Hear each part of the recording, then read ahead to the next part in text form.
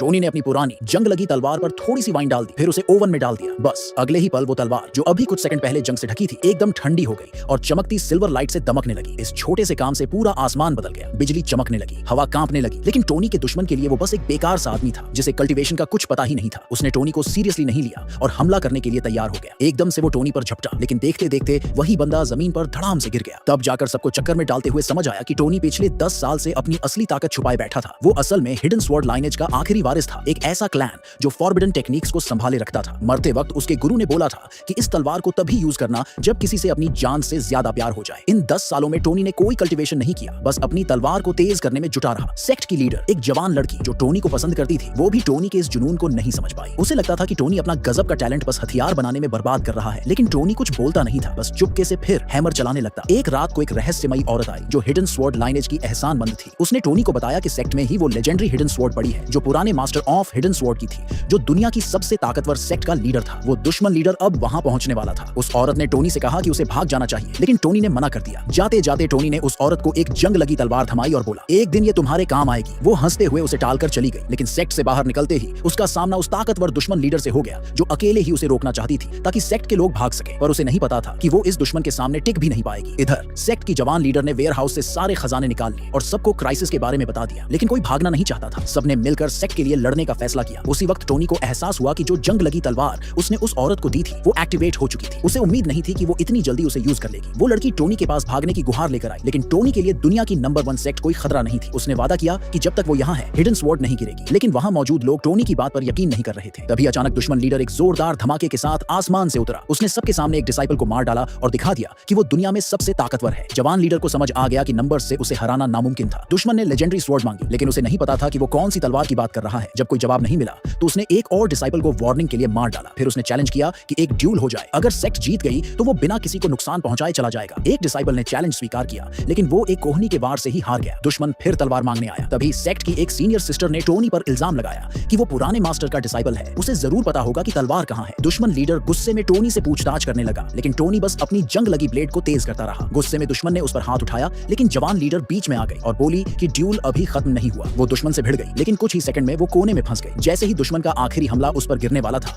Tony ने एक छोटी सी हरकत से अपनी तलवार हिलाई, एक पत्थर उछाला और दुश्मन को पीछे धकेल दिया। फिर टोनी ने वो तलवार उठाई जिस पर वो 10 साल से मेहनत कर रहा था। दुश्मन ने हंसते हुए उसे पुरानी जंग लगी ब्लेड समझा और एक डिसाइपल को उसे खत्म करने भेजा। टोनी ने बिना कुछ बोले अपनी कैलाबाजा वाइन की बोतल कमर से उतारी और एक ही झटके में उसे फेंका, जिससे दुश्मन पीछे हट गया। फिर वो हवा में उछला, कैलाबाजा खोली और उसी वाइन को अपनी जंग लगी तलवार पर डाल दिया। फिर उसे फोर्ज में डाला। अगले ही पल वो जंग लगी ब्लेड फिर से जाग उठी। अब वो हिडन स्वॉर्ड लाइनेज की असली लेजेंडरी तलवार बन चुकी थी।